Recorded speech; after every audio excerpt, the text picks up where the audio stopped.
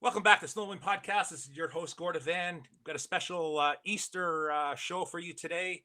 A woman that a lot of racers will know around Canada and really the States too. I'm going to have her in and we're going to talk about the season. She went to almost all of the CSRA events this year, the Snowcross events, and knows what's going on around the racing scene around Ontario. So I want to welcome everybody to welcome Shelby McMahon, Mahon. Sorry, Shelby. And but first, I want to. The show is sponsored by CKX Gear. CKX Gear. A lot of you know their helmets: the Titan, the Mission, the new Contact helmet. And this year, they got a brand new helmet called the Atlas. So if you're an off-road rider, motorcycle off-road rider, and I know Shelby is, you might like that. It's purpose built for off-road riding. So check those out. CKX. And here we're going to welcome Shelby Mahon. Hey, you Shelby, how you doing? I'm good. Hi, Gord. You're one of the few people that actually can pronounce my last name, so don't worry. I winged it really. I stood a good chance of screwing it up. Yeah, all good. Exactly. Everyone just knows I'm known as the photographer who's always smiling out on the track, so I go Yeah. by all kinds of names. Yeah, so you and I almost trip over each other at the races. A lot of the races, whether in the U.S. or in Canada, doesn't matter where we are, we'll find each other. So this year I kind of did more oval races, and you did almost all the snowcross races in Canada. So we want to like chatter back and forth to see what's going on. You also follow a lot of the off-road races, UTVs, motocross, all that kind of stuff. So just about every you're the information for everybody for motorsports around Ontario. So first, now that I've said all that, what do you tell us what you've been up to this year? Perfect. I mean, this year's been pretty short so far. I've just been following the Snowcross series. It started in the end of January. It was a little bit of a shorter season, but it was actually really nice. Everyone was really excited then to be at the races because we weren't inundated with events. But I've spent the last COVID years here, I took some actual full-time jobs. I was working with Cassette, who has the marketing gig for Skidoo, Can-Am, and Sea-Doo. So I was teaching all of their new staff about power sports, everything from what a snowmobile is to why we ride in mud. So that was a pretty cool gig. I enjoyed that. But now that events are back rolling, I'm back behind the camera and back doing the graphic design and marketing for a few different companies, and pretty stoked to be back traveling again. That's been the cool part, traveling. Yeah, nice. What have you got planned in the future? Events, ones that you can talk about, ones that you for sure have coming up. Yep, there's definitely some cool stuff in the works that I can't talk about, of course, but it's always a tease for everybody. Looking forward to side by sides. The side by sides are really, really growing, and there is some movement into Canada now, so it's got us pretty excited. Working on some stuff, of course, with Joe Duncan and X Racing down stateside. He's one of my good old time buddies here, my good client, and got some stuff working with X Games again. So all you big X Games fans, you can be prepared. We are bringing some motorsports back into it. I can tell you all that much. Great. So it's been pretty exciting. Aside from that, it's kind of nice. I'm a little bit slow again with COVID kind of finally just ending. I've moved some clients around, some clients have left, and now I'm open. So I'm kind of curious to see what pops up next for me. Nice. Let's talk about your business, Backcountry Media. What is that? I've actually been in business now over a decade, surprisingly. Makes me feel a little bit older, but now that I'm been here for 10 years, I'm doing everything from photography, marketing, social media, graphic design. I'm actually about to do a cool webinar. I'll be advertising it on my Facebook page for free for any racers or companies that want to get involved. I'll be talking about how to get involved with sponsorships. We see a lot of it's lacking in the last few years. I think a lot of people are going for some pretty big names when they don't need to always be. There's some local stuff that they can start hitting up. So I think there's some kids that could really use some help with that. So that's really what I'm about. I do marketing. I work with events, all kinds of things in there. Try to stay specific to power sports. So I really got to do it all. Yeah, you do a lot of the hero cards. A lot of the races do the hero cards and stuff like that. Yep. If the kids have got a picture of a snowcross racer or even a motocross racer, it's like they come from you. More than So likely, yeah. great stuff. So okay, so what happened this year? What I didn't get to any CSRA events other than Velcourt because I'm living way up north now. So talk about what's been happening with at the CSRA events. And let's start right from the beginning. The 120 class, because and the reason why people will say, well, why talk about the 120 class?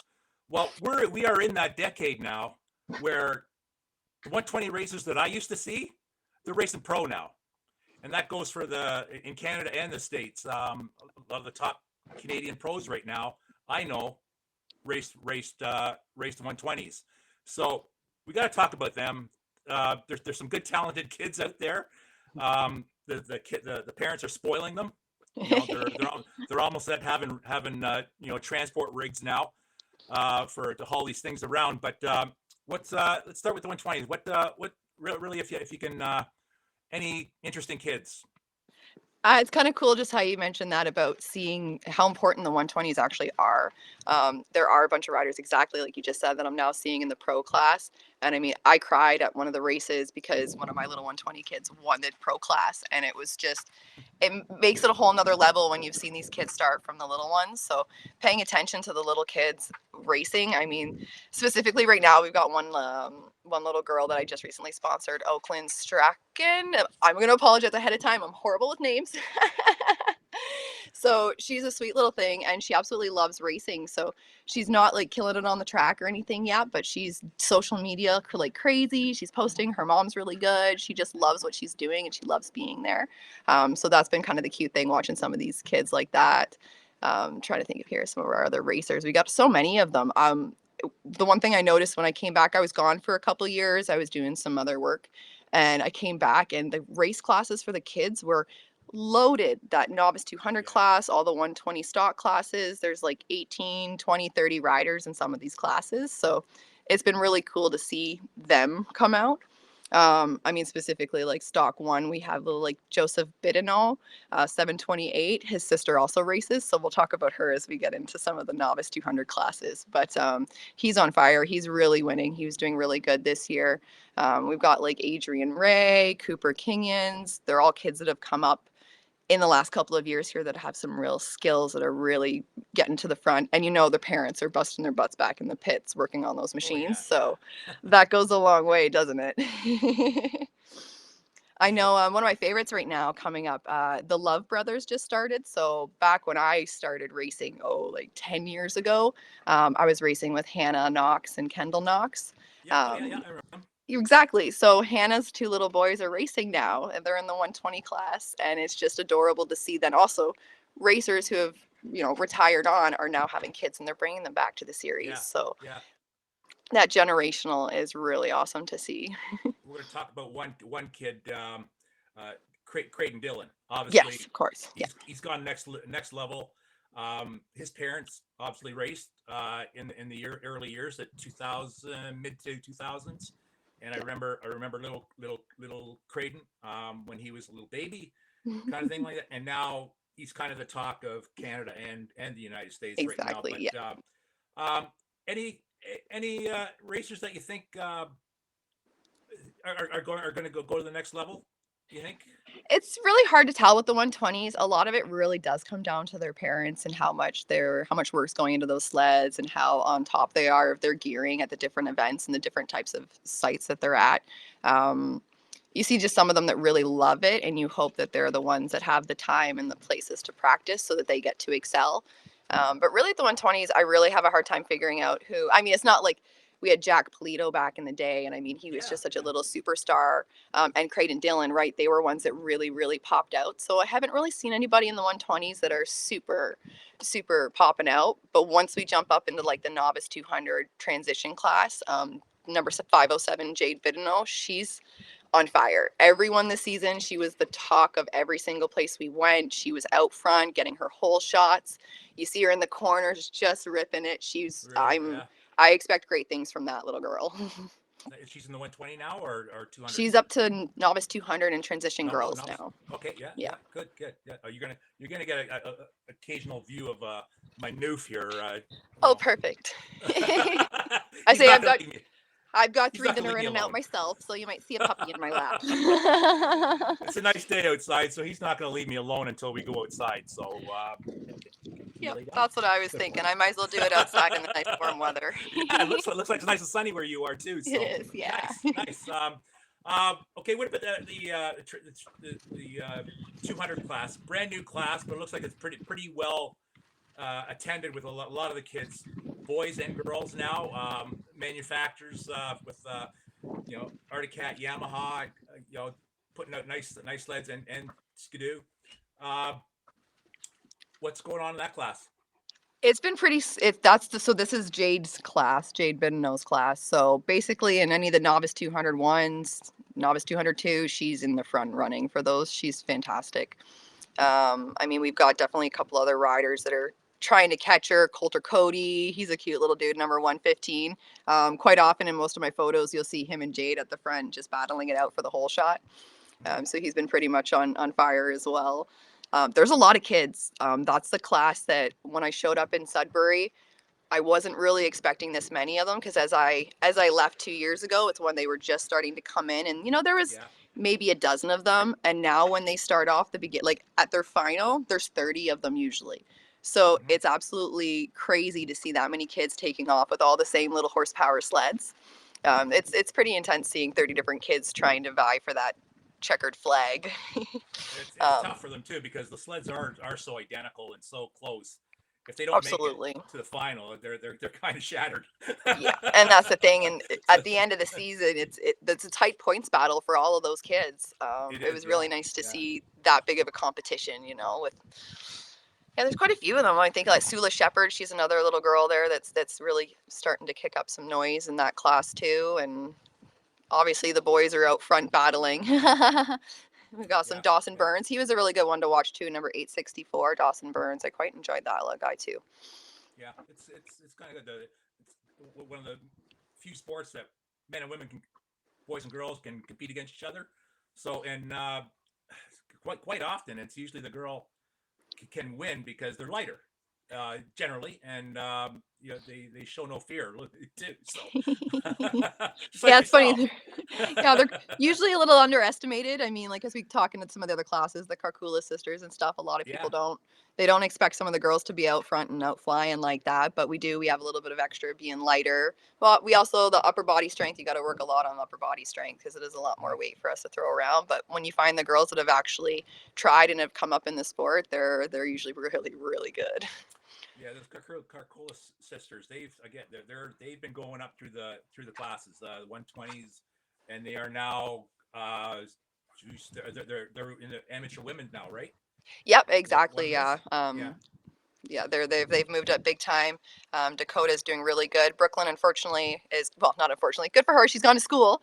She's Huh? off at school, really taking that serious, so that's important. And then now her sister Dakota's taken her place in the Pro Am women's class. She won the Pro Championship this year, and their little sister Zoe is moving up in the ranks, really good in her classes too. And they're so on fire, and it's an every year thing. You never expect to hear less. Yeah. Those girls, they do a great job. Those sisters, they do a great job in social media too. Like if Absolutely, you're yeah. if you're involved in racing, you Well, the know some sisters are people. their mom. Their parents are really good at their social too. So, Yeah, yeah. So and this is of a course, Backwoods Promotions. They've got Jessica Klein working for them too. So she's the one that does their okay. PRs. So Oh yeah, she's yeah, yeah, yeah, fantastic. Yeah. yeah. You worked with her before, didn't you? Yeah, actually, one of my very first. It's funny. I started my business, and then one of my very Yeah. first gigs was doing promo for her as one of the promo Oh yeah, girls. yeah, So yeah, it yeah. was I really thought so. nice. Yeah, I Yeah. thought so. Yeah. Um, okay, so uh, what's next? Sport class? Novice, well, the junior novice Not. in transition too. We can't forget that Yeah, one. yeah, for sure. Definitely. So Derek Goslin, I wanted to talk about him and his sister too. But Derek is a phenomenal rider. I actually had to double check before we started this what class he was in because I get such Sports 600 vibes from him. I assume he's not racing Sport 6 just due to him being a little bit younger, but he's out there flying, hitting doubles, trying to hit the triples. Like he's really, really good rider and he's fast. So he's usually like half a track in front of some of the racers at some of these event sites. He's a really, really good racer. And then we've got Kai and Trey Duran as well in that class, and they train at the compound, so they got a really good place to test and a lot of good riders to learn from. So Right. they've been out front battling a lot these days. And one of my favorites that just kind of came back, Christian Williams. He'd retired for a while.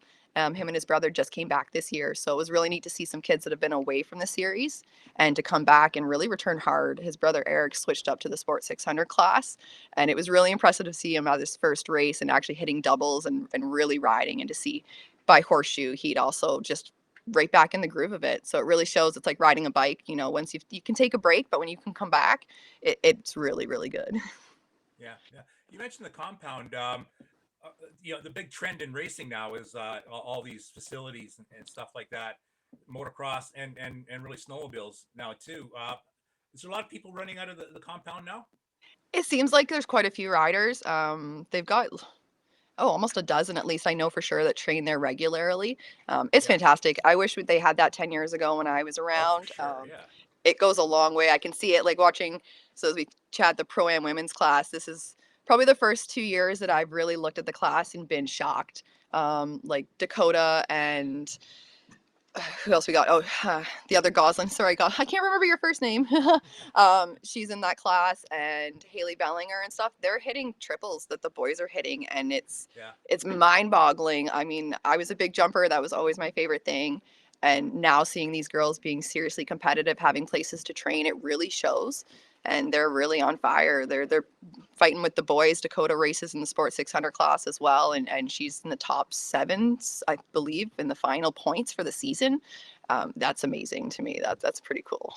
Yeah, it's so beneficial to have a place where you can actually perform these triples and doubles and cornering and stuff like that, and the whoops bumps kind of thing like that. If you're just doing it on the weekend and not able to train over the and practice on these things, you're just not going to succeed as fast as everybody else. It's the trend in motocross now and snowcross. I mean, we mentioned Creighton Dillon. He trains at the LaBelle compound in Quebec, along with quite a few others. It's probably no shocker that the reason why they were so good this year is because they had such great facilities to train on. Yeah, exactly. And it builds, to me too, it builds a family. So these riders get to hang out with each other when there's a no stress situation. They're learning from each other. There's a pro rider, talking to a little 120 kid, giving them tips and things. It builds that passion for it. And I feel like all the greatest riders have the biggest passion for the sport. They have trust in these pro riders and stuff like that. They're not really going to try to hurt them by giving them advice that they're not ready for. They know better themselves. So it's good that the pros are stepping up now and actually helping the sport too. So exactly. So okay, so where are we going from there? We'll go to the sport class now, or exactly. Is that where we're at now? I think that's the transformation. Yep, exactly. Yep. It's been a cool class. That's usually one of my favorites, mostly because it's usually a lot of crashes and a lot of cocky kids. Well, so it makes for some good. We're talking now. Now, if you're getting in the sport class, you're probably thinking about getting pretty serious. Exactly. Your sled has to be really good now. It has to be well maintained. You have to be in pretty good shape, and you got to know how to ride. So once you get in the sport class, you gotta kind of know what you're doing. Exactly, right. And it's all that kind of age group where everyone's pretty gung-ho. It's pretty neat to see them blossom. This is also the class where you really see the kids blossom. You can tell whether or not they're going to be someone. Yeah, you see those. It's a big step up. So like this year, I mean, obviously we have Trent Weir, who won the championship. Comes from the family. If you recognize Trent Weir, you'll know his brother Jake. Yeah, for sure. Yep. So they've been kids growing up in the sport. So you really see them. Nothing ever surprising there. I was excited to see Patrick Fenton race this year. He stepped it up huge. He's a character on and off the track. So he's really fun to just be around in the first place and really loves what he does. So another passionate rider who's doing really well. He was really nice to see. His dad is super passionate. Right. So he comes from racing in the first place. So we have like Eric. And the mullet. Yes. Yeah. The character, That's it's how funny. I knew him. That's how I knew him this year. Yeah. Everyone has their Oh, the new glasses that everybody's wearing, those zipper ones, and then he's got his big flow. So, yep. Hey, if you're gonna get known for something, you know, for social media and whatnot, it's always nice to have a little something extra that sets you apart.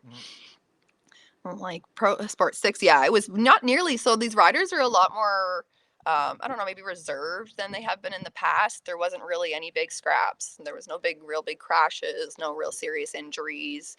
So it was pretty quiet compared to the other years. Aside from, of course, Dakota Kakula's kicking some serious butt in that class. Good for her, yeah. That was really cool to see her being really competitive with the boys, and the boys also being like competitive with her, being real with her, and not just taking her as a whatever. They actually were nervous to go up against her, and that was really nice to see because it was. I mean, there's so many riders. I think we're about 20 riders or so in the Sport 600 class again. So it's not everybody makes the final. That's for sure. Yeah, yeah. That's the case with in the U.S. too. Yeah. Sport class seems to be the biggest class now, where you're going to get all your up and comers, and I mean, really, you know, if you go past sport, you're pretty serious. Yeah. You know, with racing, you're likely going to stick to it. So Exactly. Yeah. And there's quite a few riders I think that are going to move up from here. They're all like pretty serious when you see them in the corners, when you see them making passes, they're methodical, they're thinking about it. On their look laps, you can really see them sussing the track out and figuring out where they want to go. So I tend to keep an eye out for those kind of riders because they're the ones that have an idea that it's not just going out and ripping around on a sled, that there's some actual finesse to doing this. So you see people like Eric Buskill and Caleb Stevenson when they go out. Andrew Ruggles, another one too. I've seen him out there really looking at the track and taking it in. I think those riders are the ones that are really going to excel and move up to the pro light class. yeah, how are the tracks this year for the sport races? Were they pretty challenging enough? I mean, with any organization, you have to you know tailor your courses for everybody. Yeah. You know, it has to be pretty challenging for the pro classes. That, you know, it has to be still pretty good for the sport guys. But you know, you're also gonna have the transition guys too, and girls racing the classes. You know, were the tracks pretty good with the snow conditions this year? Were able to get some good tracks? They were. We were really impressed with how much the tracks were able to be built. And at a couple times, they actually looked like they were in better shape than the state side there. So that was neat to see. Definitely, there was a lot of doubles that were also triples. So the riders who were confident enough, they could make it. Like I say, in the transition class, Derek Goslin, he tried the triple out in Sudbury, and it's like he didn't need to. There's lots of riders who certainly didn't, but those who are confident, it gives them a chance that they can make up the laps and make up some extra mileage by hitting the jumps that they're comfortable with. Sudbury was quite nice for that. Yeah, there was some really good jumps that will separate. It was a fast track, a really long track. Lindsay was tough just because of the wet weather, so it really whooped out and it was pretty sloppy. So the weather definitely helped challenge some people. Kitchener was a mess on Saturday with pouring rain. We had fog rolling in. That was a big challenge, but there was a lot of kids that were out at the compound earlier in the week practicing in the pouring rain. So Good they for were them. ready for Good it. for them. Yeah, good for Exactly, them. right? Everyone else was on social media like, "Oh, you're gonna cancel the races," and there's little 120 parents commenting, my kid just came in from the pouring rain. They want to race." Like, Yeah, which is good for Kitchener. Kitchener has some bad luck the past yeah. 5 years or so, where they just haven't been able to have a race there. So Yep. it was nice to finally go back there, because it really brings in the Southern Ontario spectators, and you know, new racers, kids, and Exactly. yeah, make sure they're Kitchener's pretty one of good. it's always been one of my favorite events. It was 2018 was the last year we got to run it. Yeah, I went back to check it out, and unfortunately this year, most people didn't believe that it was running. So we kind of had a smaller turnout than expected on the Saturday, but again, it was pouring rain, so it really poured rain. Yeah, everyone. the picture of you in the pouring rain there. Like, oh my god, yo, that's gnarly, Yep, Shelby. I got sick. I was definitely sick that week. Yeah, yeah. So, yeah, But awesome. I got to do what you got to do to get the shot. That's what I always say. Yeah, yeah. You don't always get the best shots there, but you're going to get the only shot. Nobody else is going to do it. Exactly, exactly. So, but That's perfect. okay. Who else we got? I guess we're up to basically. Oh, I gotta say, Clint Miller came back. So he was a guy that raced quite a few years ago. He's mostly known for his massive air out in BC and doing road gaps back here in Ontario. But it was really cool to see him come out. We had a couple older riders come back this year and take it back on, being in the Sport 600 class, the Pro Vet class as well. It's nice to see them coming back and doing really well. They've all been pretty surprised with themselves. So for anyone out there who's thinking about getting back on the saddle, it's totally doable. Absolutely. Yeah. And there is, I mean, we kind of left it out, but the super sport class or trail sport class, Yeah. it's still there. It's still there for the people that want to try racing. Yeah, That class exactly. is there for, you buy up. Shut up. You buy up an old 600 race sled, and that's what you can do. You race that. Yep. And It doesn't. I say it doesn't even have to be. So my first year racing, I had a 600 MXZ Adrenaline off the trail. Yeah. That was my first one. I think there was another 3 or 4 trail sleds at Horseshoe that were trying it out for the first time.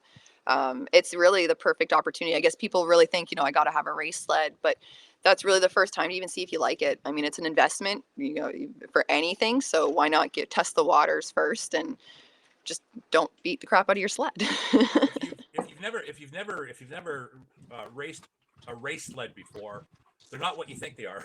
Yeah. They are brutally stiff. And if you're not used to that, you're not gonna have a good race. You're not gonna enjoy a ride because they are brutally stiff, and you have to be prepared for that. So bring your adrenaline, or bring your MXZ, or stuff like that. That's fine. You're probably gonna do better. Especially you're gonna be used to it and more comfortable on it. exactly. Yep. I did really good that year because I knew my sled inside and out. I'd ridden it for like 3 years on the trails out in the bush, so I was really comfortable with it. So you're right. Yeah, it goes a long way from when you know your sled. Nice. Yep. Yeah, and I guess we have the Pro Light class really coming up next. That was actually phenomenal, absolutely phenomenal to watch this year. It was hard to tell who was going to take it kind of at the beginning. There was a real battle between Taylor Stewart, Hunter Scott, and Curry Geisler and Nathan Milo. It was pretty tight in there. However, Nathan Milo had a wonderful season. Number of Ontario? Is he from Ontario? He's Quebec actually, Saint Sophie, I believe. Yeah. Yeah, he excelled all year. He was out front. He was getting hole shots. He had a few crashes that kind of took out some of the points. But that's a rider that puts it on the edge. He tries. He really pushes. I absolutely love watching him race. I'm always torn between taking photos and actually watching how he rides. He's super smooth. So he took it this year. He took the Pro Championship, so that was really well earned. He's been around for quite a few years. I remember way back when we were racing in not Valcourt, Rouyn-Noranda, even further north. I remember when he first came out with his dad, and they hardly spoke any English, and he was such an awesome little racer then. So now that he's up in the Pro Light class and really taking some wins, it was really cool to see. And Taylor Stewart fought him all season. So from London Recreational Racing, they were fantastic to watch the whole season battling out. And then Hunter Scott, I think he came from him. He's an up and coming motocross racer right now. Yeah. How's he doing? He's doing phenomenal. It's funny because you see a lot of the guys that go back and forth between motocross and snowcross, and they always talk about the big difference with the weight and how everything works. But it doesn't look like he's having a problem whatsoever adjusting with the difference. He's doing phenomenal out there. I think he ended up finishing 3rd overall for the season. So definitely up there in the Pro Light class. And I expect it's going to help come summer when he's racing the motocross. He should do a lot better with the training from the heavy snowmobiles all winter. Sure. Yeah. Good. Awesome. That's another Scott family.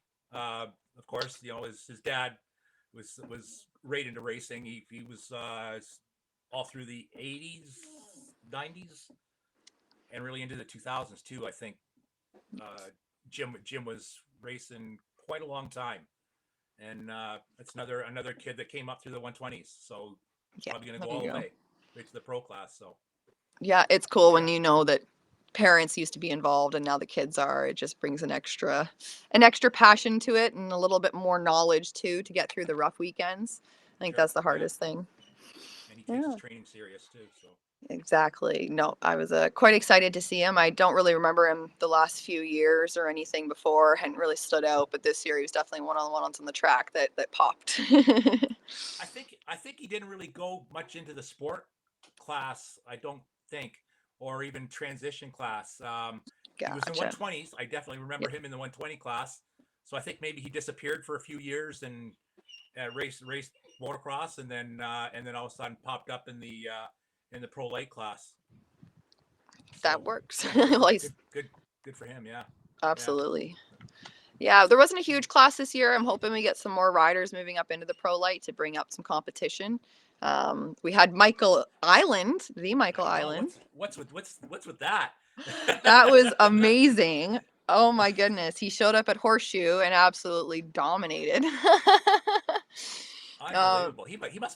He's got to be late 30s, maybe 40s yeah, we were now. trying to do the math ourselves here. He's got to But be.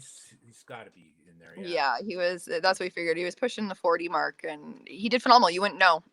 He was out there. He's obviously stayed in shape and to some degree, and that passion for it. He had a great big smile on Yeah, his yeah, face the yeah, whole yeah. weekend. It was.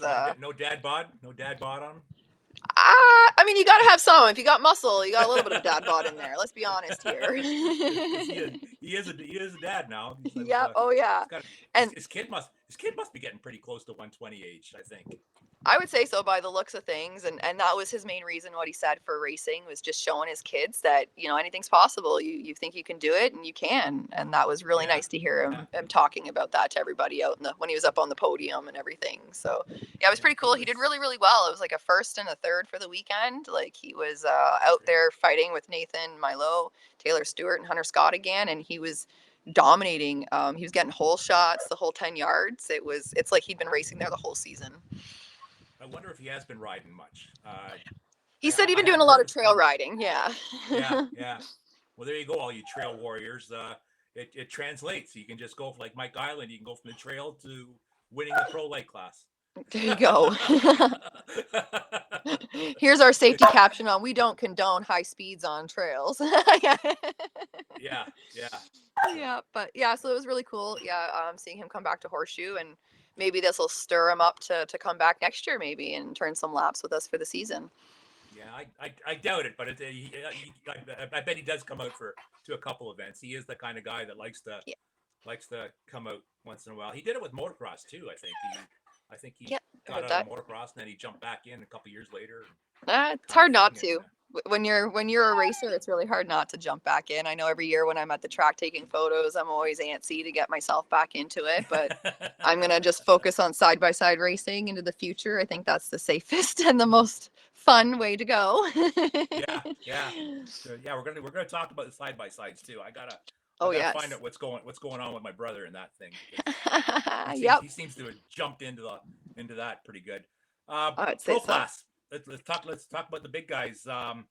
Again, there's kids in in the pro class now that I remember racing 120, Yeah. 120s now. So I mean they've come up right up through the ladder. Some of them have dipped their feet down into the ice hockey series down south. So how are they doing up in Canada? Doing really cool. It's been nice to see a lot, like you say, a lot of these were 120 racers. We've got everyone from Isaac St. Ange, Philip Norris, Tyler Billings, Cameron Yeah, Watchler, Jake Weir, of course, at the top, Taylor McCoy. They're all names that most Canadian fans should know immediately, yeah, especially because they've been around for so long. They've been fantastic to watch. It's been really nice seeing these pro riders. Unfortunately, Blake Taylor from London Rec is now retiring from Snowcross. he's going to Um, university or something, isn't he? Or I think he's going yeah, I to think what? so. I think he's been here for like 14 years. Like we Yeah, say, right from the 120s all the way up. He'd been hurt. I know last year he got hurt, and I think again this year he got a little injured. So at some point we all have to kind of make that decision when to step out. And he's had a glorious career, so it's a good time for him to he had a to couple make his wins this year bows. too. Yeah, he had a Yeah, couple wins this year. yeah, exactly. Like he did really good. So it was a good year to go out on. Philip Norris, he was fantastic again to watch this year too. So he's another kid that's been coming up and doing quite well. Specifically Cam Watchler, that's been one I cried when he took the win in Sudbury. Yeah. That was my big moment. He's a little kid. His dad used to be my mechanic. So it was really awesome just to see him come up and finally take a big win like that. There was a lot of drama around that too. A lot of people questioning, what he's got under his hood, if they're playing with things, because he rocked it. He found his nerve in Sudbury, and he hit the triple, and he was constantly out front and just really, really pumped, and he was really feeling the track. And so a lot of people start to question that and pull some drama cards, but let them put your money up, and it's easy to take those sleds apart. Just Yep, if you exactly. have doubts, don't yap about it and cause trouble. Just pay up and get and check it out. It's easy Exactly. to do, and then there is no drama. So. Yep. I figure it's a compliment if people start thinking you gotta cheat Yeah. to win. That says you're doing freaking awesome. Yeah. So they were good. Jake Weir, of course, took the championship again this year. He's on fire. Third year? Second yeah. Or third year? Oh, might as well have been all of them. I think he's won at least two. I think maybe this was his third or fourth year. It's been quite a few years now that he's taken over. Fantastic racer, obviously. He's super passionate about it, lots of skill. Taylor McCoy was battling real hard this season. We thought he was going to take it. Oh, I think McCoy won last year, I believe. Yeah, he had the number one this year on his sled. So he was the champion last year. So they struggled. I think Weir was the year before. Yes, yeah. They definitely struggled. There was a lot of mechanical issues and a hard time for people to get parts.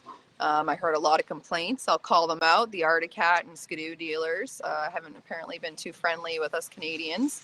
So we've had a hard time getting a lot of parts. Both McCoy and Watchler had to race last year's sleds at the final for the season. That's pretty disappointing to me that your top pro riders can't even get parts for their sleds, so they got to race last year's. They're lucky they have them, so that really helps too, having a practice sled and being able to at least afford to have a backup machine. But that was pretty disappointing to hear at the finals of the year. The sleds were good. I mean, last year's sleds were good too, but they're beat up, right? They've beat them by that point. I mean, they've taken parts fresh, off them. So it was quite. You could tell. You could tell out there for sure. Yeah, in that class, I mean, you every little bit counts in that class now. Exactly. Handling helps. So. Yeah. Oh yeah. Aside from that, it was pretty good. It was an entertaining season. Yeah, that's good. So you didn't make it to Velcourt. Have you gone there before at all? You know what? It's funny. Every year I've never been. Not once. No. Not once. You got to make it. You got to make it to that one. It's every year. I try every year, and then it just doesn't. It's my one weekend off that I usually get in the winter time, so I've always just taken advantage of that and usually gone trail riding or done something wintry myself. Well, that's the good thing about Velcourt is you can basically do all of that at Velcourt. Great trail ride, even though again the trails were not open again this year, and I don't believe they were last year. So they've had some snow issues there in the past couple of years too, and it's kind of sucks because the Velcourt really they make it a big festival. Obviously, the part of the Quebec snowmobile festival and stuff like that. And it's funny, they in town they always make these snow sculptures and stuff like that. Everybody's got them in their front yards and stuff like that. Well, the trend now is to have these plastic covered hay bales, and that's their snowmen now. And so it kind of sucks. You go around, everybody's got these because they have to. They want to show them. So they have these plastic covered hay bales now, and that's their snowmen. So that's what I noticed this year again. That they didn't even have enough snow to make their ice castles and stuff like that. And but it's always great. It's always a great place to go skiing after. A lot of the racers do go skiing after. Even though they've never probably skied in their lives, they somehow think it's a good idea to go and risk their health and go skiing at Bromont or whatever like that. It's it really is an event where the Americans and the Canadians, they really gel together and they have bands at night, concerts and big fire, at night kind of thing like that around the track. They have drag racing now, which is they've Valcourt has brought in as drag racing, snowgrass drag. So Awesome. you had the big pro mods there and stuff like that. These friggin' crazy expensive sleds. They have that at night now. So if you're a snowmobile enthusiast, Valcourt is probably the best event. And Americans are gonna say no way kind of thing. But are you gonna come back in, Shelby? It looks like you dropped out there. Oh, yeah, my video went There. away. There you And go. Yeah, there it is. Yeah, there. So yeah, the Valcourt, they have the oval racing, of course, the big oval races where they bring in the big series, the USA series, Pro Star series from the States and Canada, and then they have Snowcross where the top again.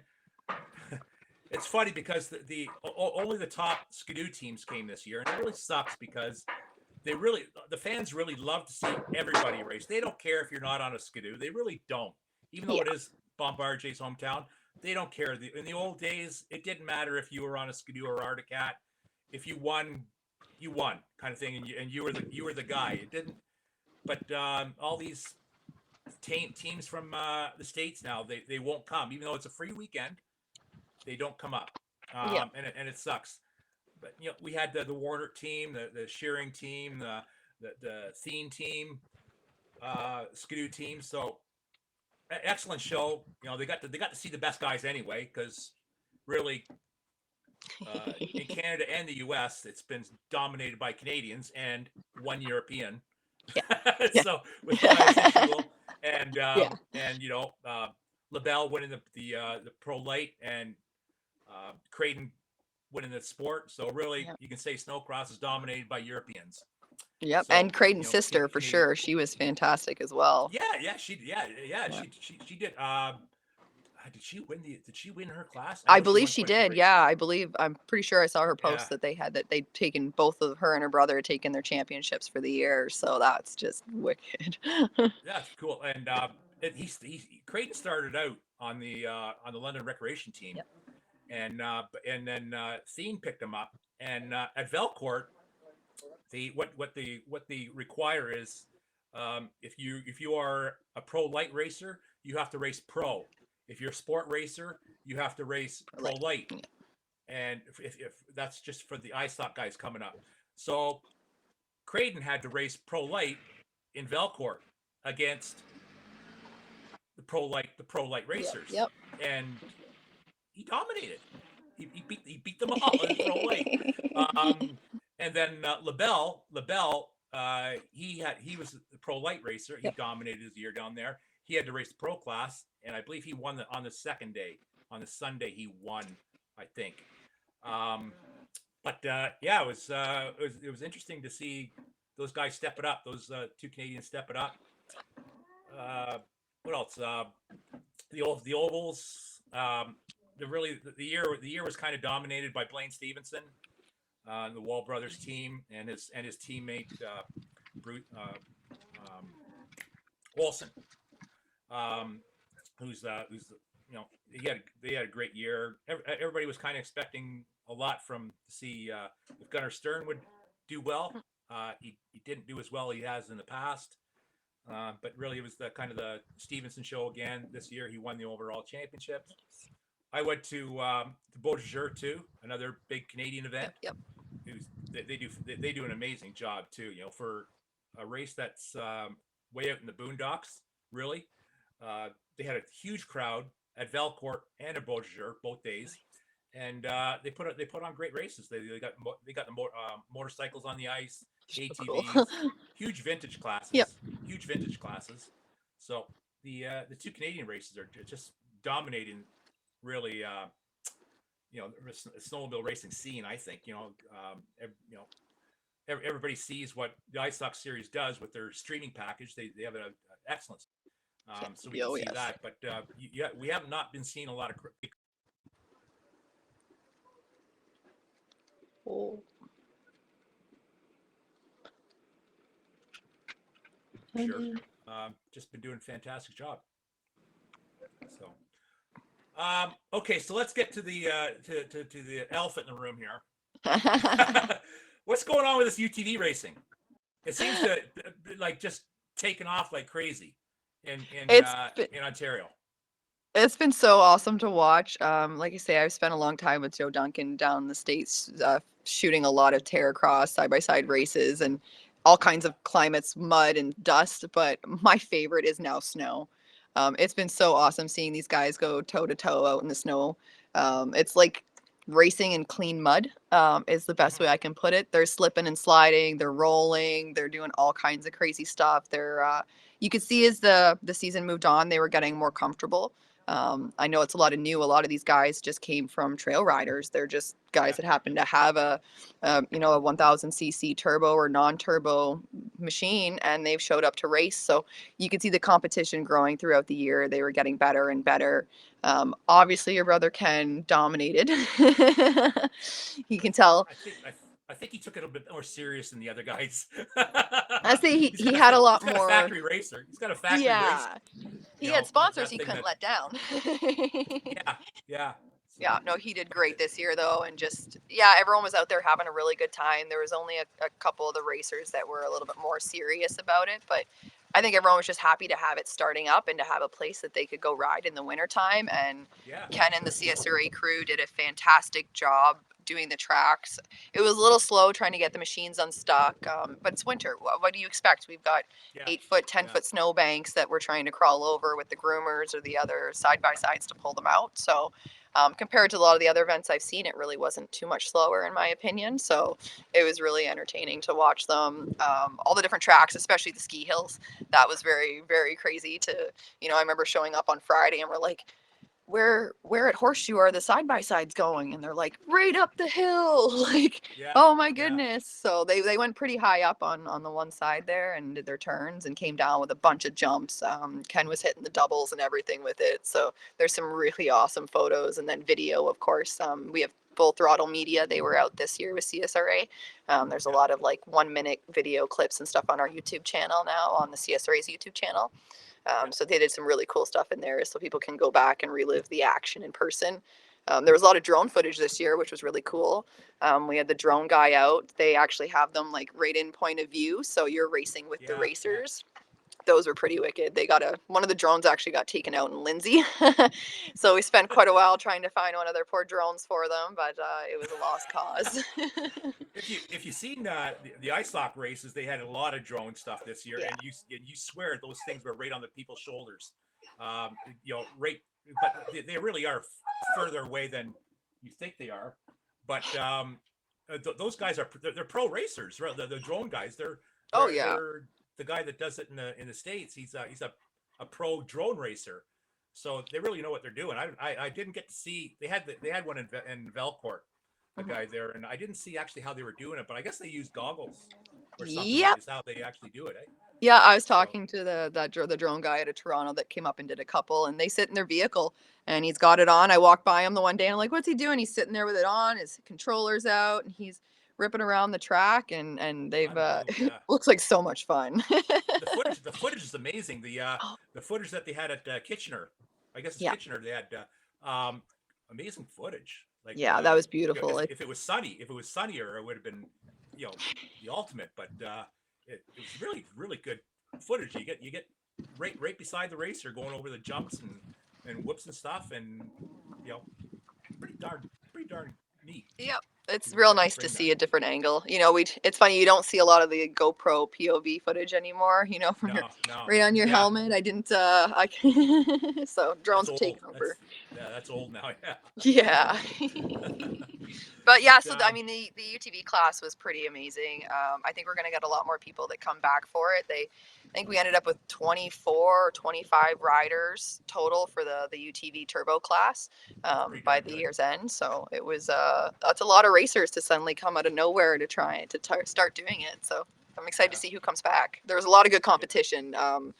We even had a like the 4-seater. Tom Bennett brought out a 4-seater Can-Am, and that was That was really cool, and he ended up second. So that machine surprised the heck out of a lot of people. It dominated. Huh, unbelievable. I mean, Ken and I started ATV racing before anything really started. We were like, and it started in the snow Yeah. at the snowmobile races when Snowcross first started in the early '80s. They also started, well, basically because of the conditions, we weren't getting any snow at some of the snowmobile races, so they brought in ATVs. So that's when ATVs, three wheelers, were just starting to become very popular. Like they blew up after that. Um, they started racing the three wheelers in the snow. Ken and I started racing those things in the snow and stuff like that, and it ended up expanding into the summer.